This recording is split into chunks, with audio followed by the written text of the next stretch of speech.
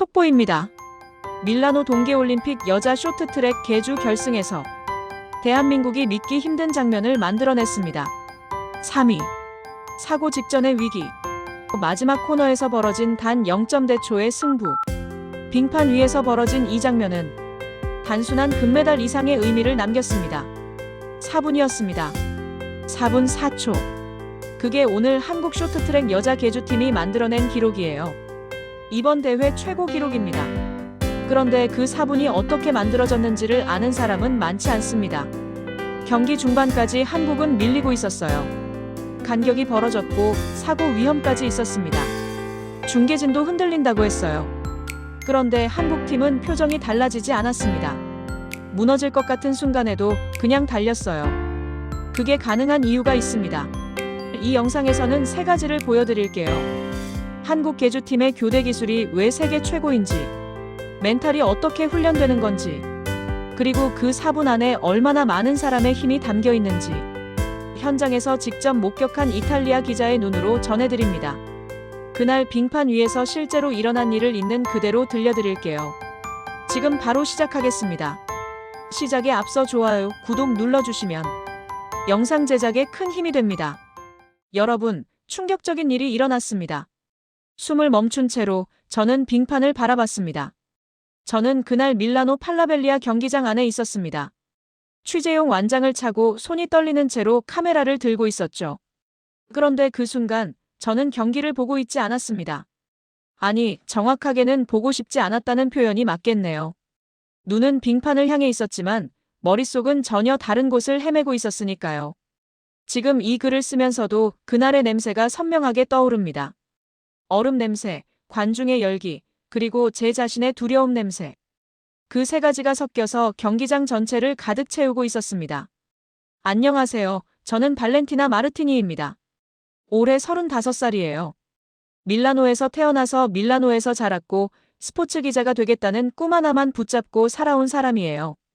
처음 이 일을 시작한 건 22살이었습니다. 지역 주간지에서 편집 보조로 시작해서 발로 뛰고 또 뛰어서 스포츠 담당 기자 자리까지 올라갔죠. 그게 쉬운 일이 아니었다는 건 이 세계에서 일해본 사람이라면 다 알 거예요. 여성 스포츠 기자라는 이유만으로 눈총을 받던 시절이 있었고 경기장 취재를 신청할 때마다 번번이 거절당하던 시절도 있었습니다. 그래도 버텼어요. 그게 제 자랑이었으니까요. 그런데 이번 동계올림픽을 앞두고 상황이 달라졌습니다. 제가 속한 매체는 규모가 작은 스포츠 전문 온라인 미디어였어요. 구독자 수가 줄고 있었고 광고 수익도 떨어지고 있었죠.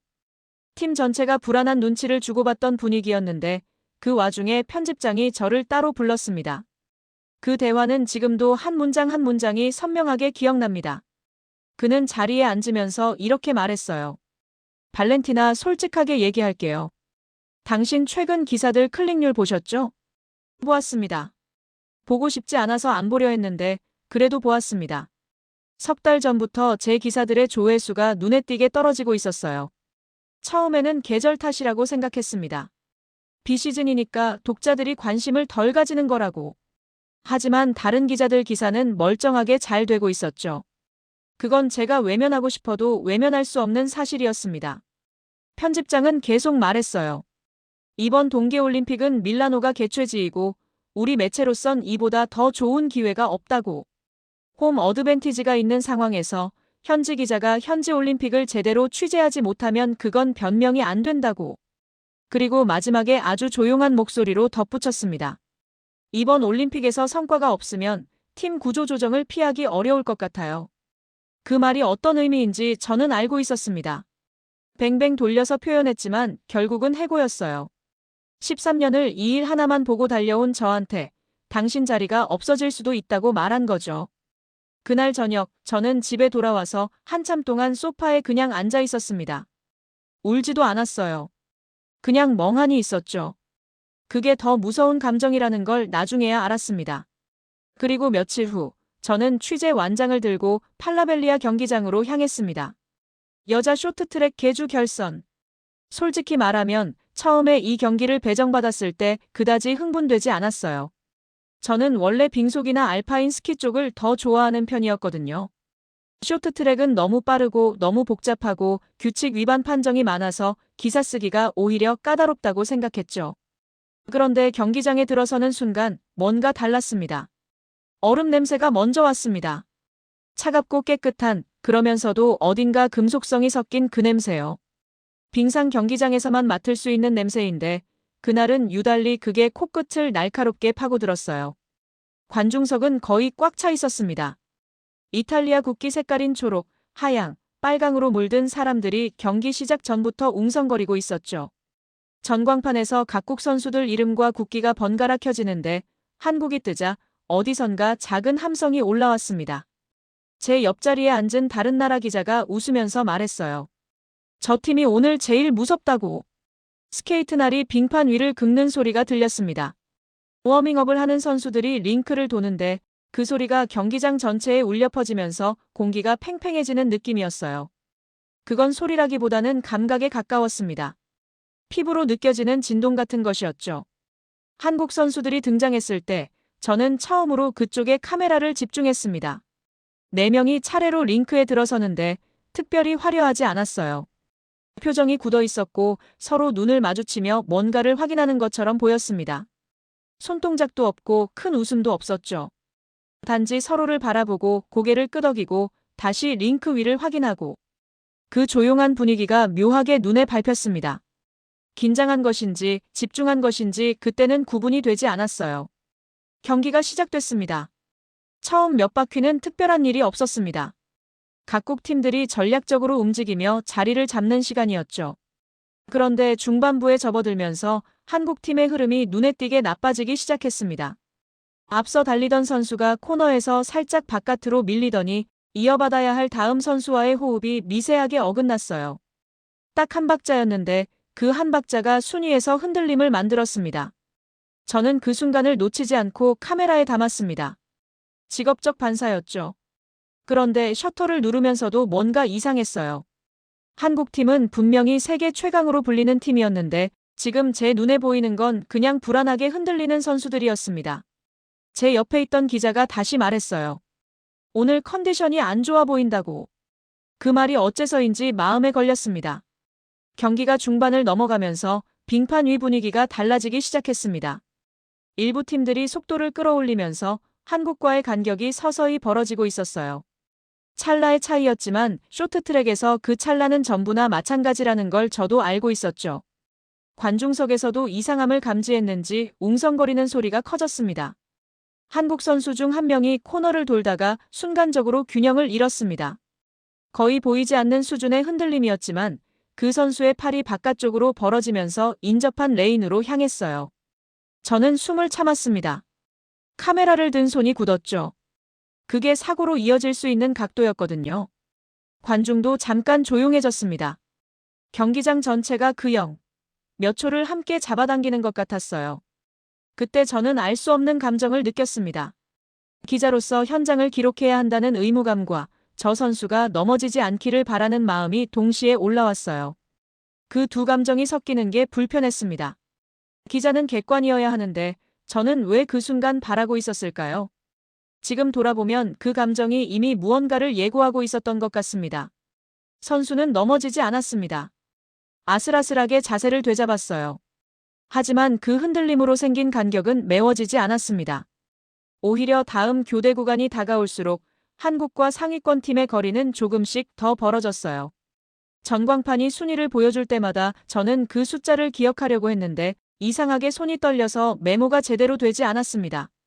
취재 때 손이 떨린 건 그날이 처음이었어요. 그때는 몰랐습니다. 그 경기가 저한테 어떤 의미로 남게 될지, 그 순간 제가 무엇을 놓치고 있었는지. 전광판 위의 숫자만 보면서 저는 이미 결론을 내리고 있었던 것 같습니다. 그런데 빙판 위에서는 제가 아직 알지 못하는 무언가가 시작되고 있었습니다. 선수는 넘어지지 않았습니다. 하지만 그게 끝이 아니었어요. 아슬아슬하게 자세를 되잡은 그 순간 옆 레인에서 달려오던 중국 선수가 바짝 파고들었습니다. 순위가 바뀌는 데는 몇 초도 걸리지 않았죠. 전광판이 깜빡이면서 한국의 위치가 한 칸 내려갔어요. 관중석에서 일제히 탄식이 터져나왔습니다. 저도 모르게 입술을 깨물었어요. 손이 떨렸습니다. 카메라를 잡은 손이요. 기자 생활 13년 동안 그런 적이 없었는데 그날은 달랐습니다. 심장 소리가 귀까지 올라오는 게 느껴졌어요. 쿵쿵쿵. 경기장 스피커에서 나오는 중계 음악 아래로 제 심장 소리가 그것보다 더 크게 들리는 것 같았죠. 남은 바퀴는 12바퀴였습니다. 쇼트트랙 여자 계주는 총 45바퀴. 그중 이미 33바퀴가 지나간 시점이었어요. 수학적으로 따지면 경기의 4분의 3이 끝난 셈이었죠. 그런데 지금 한국은 세 번째 자리에 있었습니다. 메달권이긴 했지만 이 간격으로는 금이 아니었어요. 제 옆에 앉아있던 벨기에 기자가 고개를 절레절레 흔들었습니다. 그가 뭐라고 했는지 정확히는 기억나지 않지만 표정만으로도 충분했어요. 저 팀은 오늘 운이 없다, 뭐 그런 뜻이었을 겁니다. 저는 대답하지 않았어요. 대답할 말이 없기도 했고 솔직히 그 말에 동의가 될 것 같아서 무서웠거든요. 그때 교대 구간이 왔습니다. 쇼트트랙 계주에서 교대 장면은 정말 숨을 참게 만드는 순간이에요. 달려오는 선수가 앞에 있는 팀원의 등을 밀어서 속도를 이어주는 방식인데 그 타이밍이 조금만 어긋나도 속도가 뚝 떨어지거든요. 잘 맞으면 오히려 폭발적인 가속이 생기고요. 그 한순간이 경기 전체를 바꿀 수도 있는 거죠. 한국팀의 교대가 시작됐습니다. 첫 번째 선수가 마지막 힘을 다해 달려오면서 뒤에 대기하던 선수에게 손을 뻗었어요. 두 선수의 손이 맞닿는 찰나 저는 셔터를 눌렀습니다. 그런데 그 장면이 뷰파인더 안에서 이상하게 느려 보였어요. 실제로는 0. 몇 초짜리 순간인데 제 눈에는 마치 슬로모션처럼 담겼죠. 뻗은 손, 닿는 손가락 끝, 그리고 두 번째 선수가 빙판을 박차고 나가는 순간 스케이트 날이 얼음을 파고드는 소리가 났습니다. 찍 하는 게 아니라 착 하는 소리였어요. 뭔가를 단단히 붙잡는 소리랄까요? 그 소리가 경기장 전체에 울리는 것 같았습니다. 그리고 두 번째 선수가 폭발했습니다. 그건 정말 다른 속도였어요. 갑자기 빨라진 게 아니라 마치 처음부터 저 속도를 위해 아껴두고 있었던 것 같은 느낌이었죠. 코너를 도는 각도가 달랐습니다.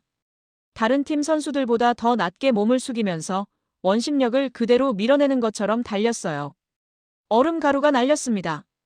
스케이트날 아래에서 얼음이 갈리는 하얀 가루가 빛을 받아서 반짝였죠. 간격이 좁혀지기 시작했습니다. 아주 조금이었어요. 한 바퀴에 반 발자국 정도였을까요? 수치로는 아무것도 아닌 거리였지만 저는 느꼈습니다. 빙판 위에 뭔가 달라진 게 있다는 걸요. 공기가 달랐습니다. 관중들도 느낀 것 같았어요. 조금 전까지 술렁이던 관중석이 조용해지더니 어느 순간 다른 질의 긴장감이 깔리기 시작했습니다. 저는 카메라를 내리고 눈으로만 경기를 쫓았습니다. 그 순간 핸드폰이 진동했어요. 보지 않아도 알았습니다. 편집장이었거든요. 1시간 전에도 문자가 왔었는데 경기 시작 전이라 확인하지 못했죠. 뭐라고 썼을지는 안 봐도 대충 짐작이 됐어요. 기사 어떻게 됩니까? 뭔가 나올 게 있습니까? 이번엔 제대로 좀 써주세요. 그런 류의 문장들 읽게 뻔했습니다. 그 생각이 드는 순간 위가 뒤집히는 것 같았어요. 저는 지금 여기서 무엇을 하고 있는 걸까요?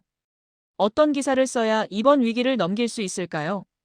한국팀이 간격을 좁히고 있다는 것, 교대 장면이 인상적이었다는 것, 그 정도로는 부족했습니다. 다른 매체들도 다 똑같이 쓸 내용이었으니까요. 저한테 필요한 건 남들이 못 쓰는 무언가였는데 빙판 위를 봐도 그게 무엇인지 잡히지 않았습니다. 이번엔 안 되는 건가 하는 생각이 스쳤습니다. 딱 한 문장이었어요. 그런데 그 한 문장이 가슴속 어딘가를 건드렸습니다. 이번엔 안 된다. 이번에도 안 된다. 이번에는 결국 안 된다. 그 문장이 점점 커지면서 머릿속을 채우는데 저는 그걸 떨쳐내려고 경기를 다시 쳐다봤습니다. 남은 바퀴는 7바퀴였습니다. 한국과 선두 사이의 간격은 여전히 한 몸 반 정도였어요. 결코 작은 간격이 아니었습니다. 이 세계에서 한 몸 반은 엄청난 거리거든요. 그걸 이 남은 바퀴 안에 뒤집으려면 매 바퀴마다 기적 같은 일이 일어나야 했습니다. 그런데 이상한 일이 벌어졌습니다.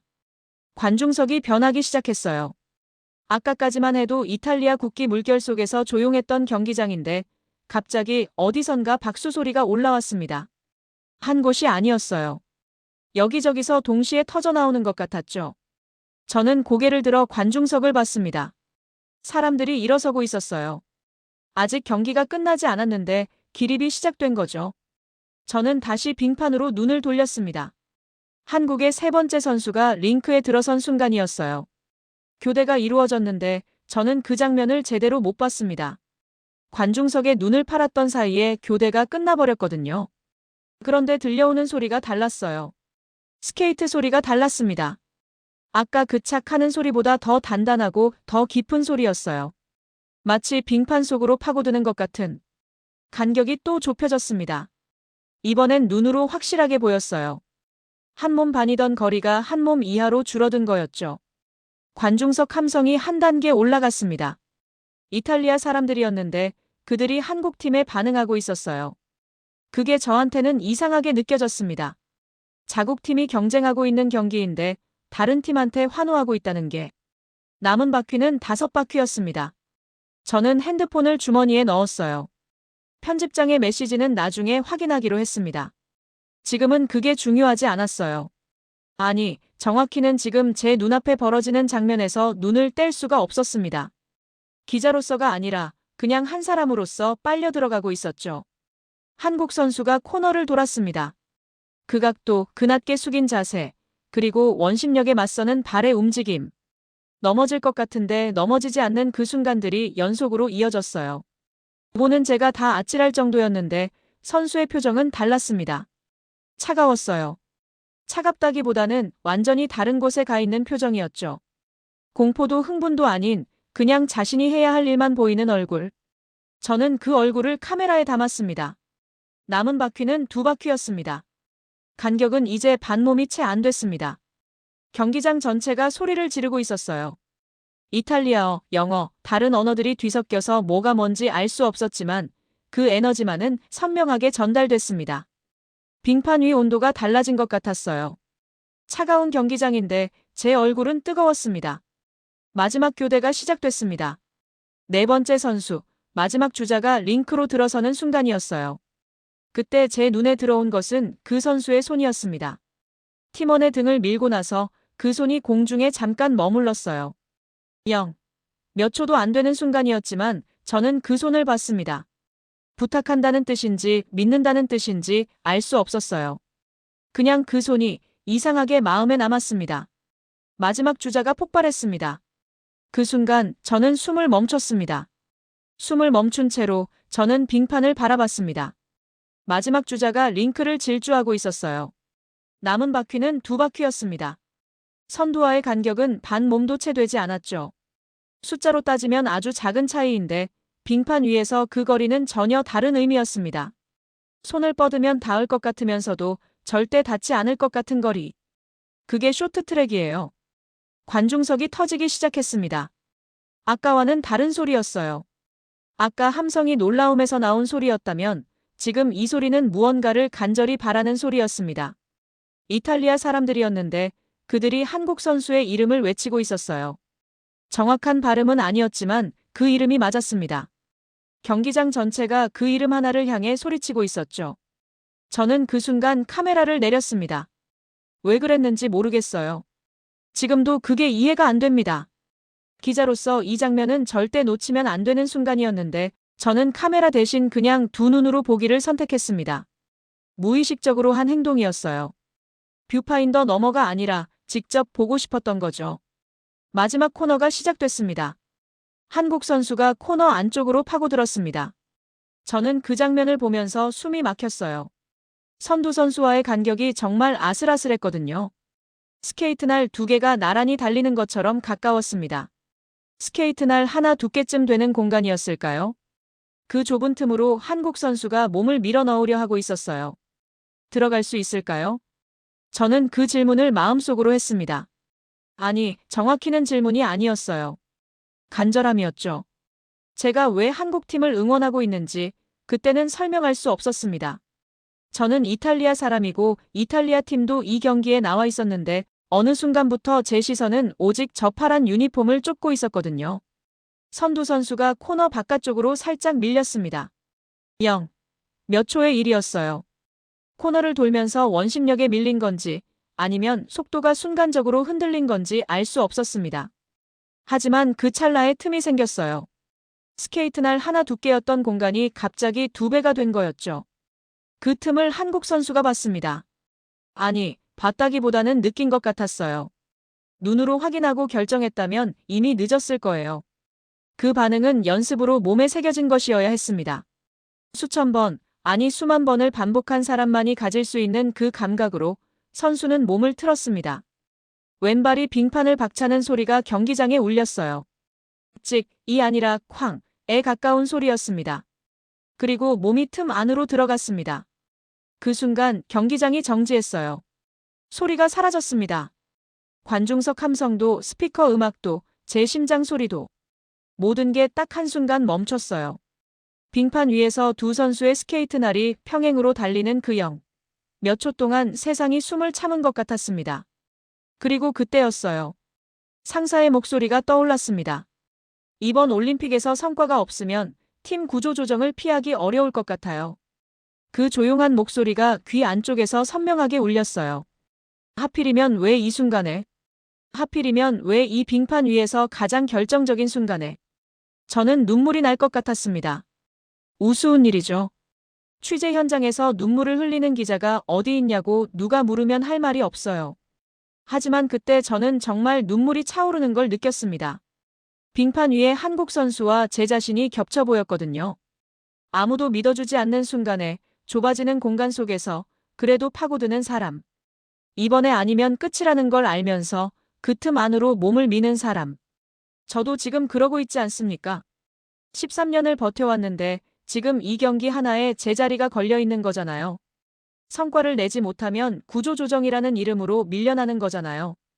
저도 저 선수처럼 좁은 틈 앞에 서 있었습니다. 들어갈 수 있을지 없을지 모르면서도 몸을 밀어야 하는 그 자리에. 그 생각이 드는 순간 눈물이 흘렀습니다. 닦지 않았어요. 카메라도 들지 않았고요. 그냥 그 눈물을 흘리면서 빙판을 봤습니다. 마지막 직선 코스가 시작됐습니다. 한국 선수가 앞에 있었습니다. 코너에서 인코스로 파고들면서 선두를 빼앗은 거였어요. 하지만 확실하지 않았습니다.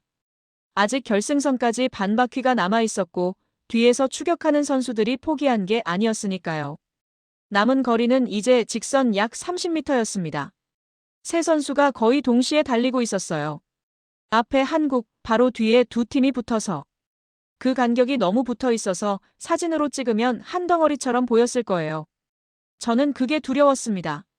저 간격으로 심판이 어떻게 판정할지, 비디오 판독이 들어가면 어떻게 뒤집힐지. 쇼트트랙은 결승선을 통과한 뒤에도 끝난 게 아니거든요. 선수들이 결승선을 향해 마지막 힘을 짜냈습니다. 스케이트 소리가 달라졌어요. 지금까지와는 다른 소리였습니다. 빙판을 미는 게 아니라 빙판에 달라붙는 것 같은 소리. 글로는 설명하기 어려운 그 소리가 경기장 전체를 뚫고 제 귀까지 선명하게 들어왔어요. 한국 선수가 발을 내밀었습니다. 결승선 직전 스케이트를 앞으로 내미는 동작이었어요. 동시에 뒤에서 달리던 선수도 발을 내밀었습니다. 두 개의 스케이트 날이 거의 동시에 결승선을 통과하는 것 같았어요. 제 눈으로는 구분이 되지 않았습니다. 얼마나 차이가 났는지 아니면 차이가 없는 건지. 경기장이 폭발했습니다. 함성인지 탄식인지 구분이 안 될 정도의 소리였어요. 모든 사람이 자리에서 일어섰습니다. 저도 어느새 일어서 있었어요. 언제 일어선 건지도 몰랐습니다. 그냥 일어서 있었어요. 손에 카메라도 없이 핸드폰도 없이 그냥 두 손을 꽉 쥔 채로. 선수들은 빙판 위에서 무릎을 꿇었습니다. 한국 선수가 헬멧을 벗지 않은 채로 고개를 숙였어요. 그게 기쁨인지 안도인지 알 수 없었습니다. 결과가 아직 나오지 않았으니까요. 다른 팀 선수들도 서 있었고 코치진도 링크 사이드에서 전광판을 올려다보고 있었습니다. 아무도 확신하지 못하는 상황이었어요. 저도 마찬가지였습니다. 이 경기가 어떻게 끝났는지 저는 몰랐어요. 제 눈앞에서 벌어진 일이었는데 그래도 몰랐습니다. 그게 쇼트트랙의 잔인함이기도 하고 아름다움이기도 하죠. 결승선을 통과한 뒤에도 결과는 기계가 말해줄 때까지 아무도 모르는 거니까요. 경기장이 조용해졌습니다. 방금 전까지 그 폭발적인 소리를 내던 수천 명의 사람들이 일제히 입을 다물었어요. 전광판을 보고 있었습니다. 모두가 저도, 기자들도, 관중들도, 선수들도 전부 그 전광판 하나를 향해 숨을 참고 있었죠. 저는 눈물이 마른 얼굴로 전광판을 올려다봤습니다. 이 경기가 어떻게 끝나든 저는 이미 뭔가를 본 것 같았어요. 설명할 수는 없었습니다. 그냥 빙판 위에서 일어난 일이 저한테도 일어난 것 같은 느낌. 좁은 틈으로 몸을 밀어넣는 것. 그게 비겁하지 않다는 것. 포기하지 않는 것이 어리석은 게 아니라는 것. 그 생각을 하는 사이 전광판이 켜졌습니다. 전광판이 켜지는 데 걸린 시간은 아마 3초도 안 됐을 겁니다. 하지만 그 3초가 제 인생에서 가장 긴 3초였어요. 경기장 전체가 그 3초 동안 숨을 참고 있었습니다. 수천 명이 동시에 숨을 참는 게 가능한 일인지 몰랐는데 그날 팔라벨리아에서 저는 그걸 직접 경험했습니다. 숫자가 떴습니다. 1위. 대한민국. 그게 전부였어요. 화려한 효과도 특별한 음악도 없이 그냥 차갑고 선명한 글자로 순위가 뜬 거였죠. 기록은 4분 4초 42초였습니다. 이번 대회 최고 기록이었어요. 경기장이 폭발했습니다. 아까 함성과는 차원이 달랐어요. 아까가 기대의 소리였다면 지금 이건 결과의 소리였습니다. 무언가가 실제로 일어났다는 것을 확인한 사람들이 내는 소리. 그게 이렇게 다른지 저는 그날 처음 알았어요. 태극기가 올라갔습니다. 링크사이드에서 코치가 태극기를 꺼내 들었을 때 한국 선수 4명이 동시에 그 방향으로 달려갔어요. 4명이 함께 태극기를 들고 링크를 한 바퀴 도는데 저는 그 장면을 보면서 이상한 생각을 했습니다. 저 4명이 경기 내내 한 번도 동시에 빙판 위에 있었던 적이 없다는 거요. 개주니까요. 항상 한 명씩 달리고 나머지는 기다리는 종목이잖아요. 그런데 지금 저 4명이 처음으로 함께 달리고 있었습니다. 같은 깃발을 들고 같은 방향으로. 그게 이상하게 뭉클했습니다. 애국가가 흘러나오기 시작했어요. 저는 그 멜로디를 몰랐어요. 들어본 적은 있었는데 가사가 무슨 뜻인지는 알지 못했죠. 그런데 묘한 일이 벌어졌습니다. 한국 선수들이 그 음악에 맞춰 입을 움직이기 시작했는데 소리가 들리지 않았어요. 아마 경기장 소음에 묻혔을 거예요. 하지만 입모양은 보였습니다. 4명이 각자 다른 자리에 서서 같은 노래를 부르고 있었어요. 저는 카메라를 들었습니다. 이번엔 제대로. 셔터를 누르는 손이 떨리지 않았어요. 아까처럼 두려움에서 나온 떨림이 아니라 뭔가 다른 감각이었습니다. 지금 이 순간을 담아야 한다는 확신 같은 것이었죠. 그때 핸드폰이 울렸습니다. 편집장이었습니다. 문자가 아니라 전화였어요. 저는 잠깐 망설이다가 받았습니다. 발렌티나, 지금 뭘 찍고 있어요? 저는 대답했어요. 금메달을 찍고 있다고. 전화기 너머로 잠깐 침묵이 흘렀습니다. 그리고 편집장이 말했어요. 빨리 올려요. 지금 우리 사이트 트래픽이 폭발하고 있다고. 전화를 끊고 나서 저는 피식 웃었습니다. 웃을 상황이 아닌데 웃음이 나왔어요. 아까까지 그 전화가 무서웠는데 지금은 아무렇지 않았습니다. 그 차이가 어디서 왔는지 저는 알 것 같았어요. 해외 반응은 거의 실시간으로 쏟아지기 시작했습니다. 제가 경기장에서 나오기도 전에 미국 중계방송 클립이 소셜미디어에 올라왔어요. 미국 중계진이 한국의 인코스 추월 장면을 보면서 외친 말이 퍼지고 있었는데 요약하면 이런 내용이었습니다. 저 팀은 어떻게 저런 틈을 보는 거냐고. 인간의 반응 속도가 아니라고. 유럽 언론들도 빠르게 반응했어요. 프랑스의 한 스포츠 매체는 한국 쇼트트랙의 교대 기술을 빙판 위의 방정식이라고 표현했고 독일 언론은 한국이 이번 대회 쇼트트랙에서만 금메달 3개를 획득한 사실을 전하면서 우연이 아니다라고 썼습니다. 소셜미디어 댓글은 더 직접적이었어요. 한 미국 계정은 이렇게 썼습니다. 한국은 어떻게 계주에서 항상 저 타이밍을 맞추는 거야. 저 교대 장면만 10번은 다시 봤다고. 영국 계정 하나는 한국 쇼트트랙을 보면 스포츠가 아니라 예술처럼 느껴진다고 했어요. 그리고 한 이탈리아 계정이 이렇게 썼습니다. 오늘 팔라벨리아에 있었는데 경기장 전체가 한국을 응원하고 있었다. 이유는 모르겠지만 그냥 그렇게 됐다고. 저는 그 댓글을 읽으면서 멈췄습니다. 그냥 그렇게 됐다. 그게 맞는 표현이었어요. 저도 설명할 수 없었으니까요. 저도 그냥 그렇게 됐거든요. 왜 한국팀이 이렇게 강한지 저는 그날 경기를 보면서 조금씩 이해하게 됐습니다.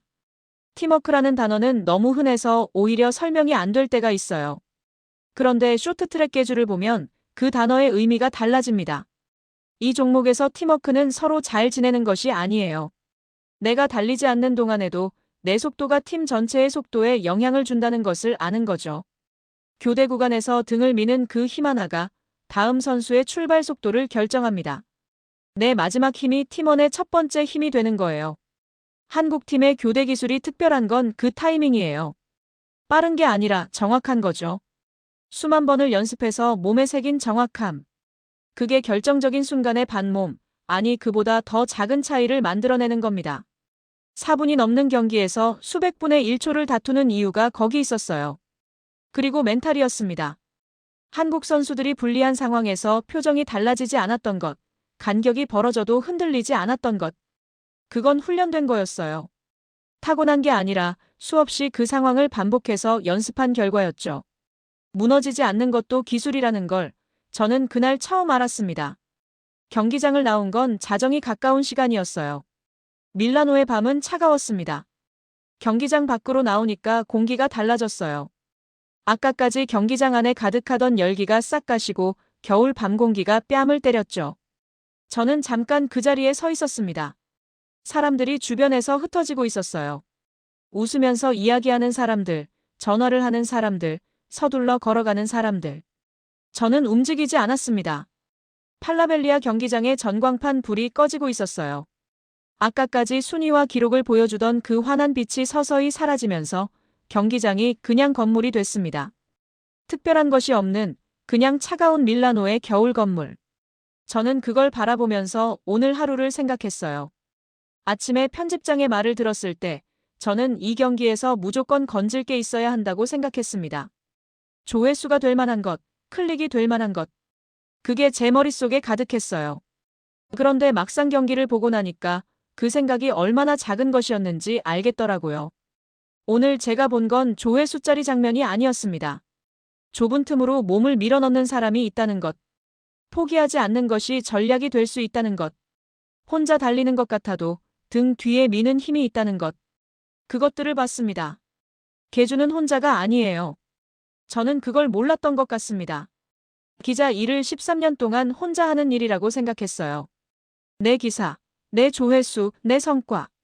그런데 오늘 팀 하나가 빙판 위에서 가르쳐줬습니다. 내가 달리지 않는 시간에도 팀은 달리고 있다는 것. 내 힘이 다른 사람의 출발이 될 수 있다는 것. 그리고 좁아 보이는 틈도 파고들 가치가 있을 수 있다는 것. 핸드폰을 꺼내봤습니다. 편집장한테 문자가 와 있었어요. 오늘 기사. 우리 사이트 역대 최고 트래픽 찍었어요. 수고했어요. 저는 그 문자를 읽고 핸드폰을 내렸습니다. 기쁘지 않은 건 아니었어요. 기쁘긴 했습니다. 그런데 그게 오늘의 전부는 아니었죠. 트래픽 숫자보다 더 큰 무언가를 오늘 가져가는 것 같았거든요. 차가운 공기가 코끝을 스쳤습니다. 저는 걷기 시작했어요. 경기장에서 숙소까지 걸어서 20분 거리였는데 그날은 빠르게 걷고 싶지 않았습니다. 천천히 밀라노의 밤거리를 걸으면서 생각했어요. 내일 쓸 기사 말고 다음 주 기사 말고 그냥 오늘 제가 느낀 것들을. 걷다가 핸드폰을 열었습니다. 항공권 검색창이 열려 있었어요. 언젠가 열어뒀다가 닫지 않은 창이었는데 거기 적혀 있는 목적지를 봤습니다. 서울이었어요. 제가 언제 검색했는지 기억나지 않았습니다. 하지만 거기 적혀 있었죠. 저는 잠깐 그 화면을 바라봤습니다. 그리고 날짜를 바꾸기 시작했습니다.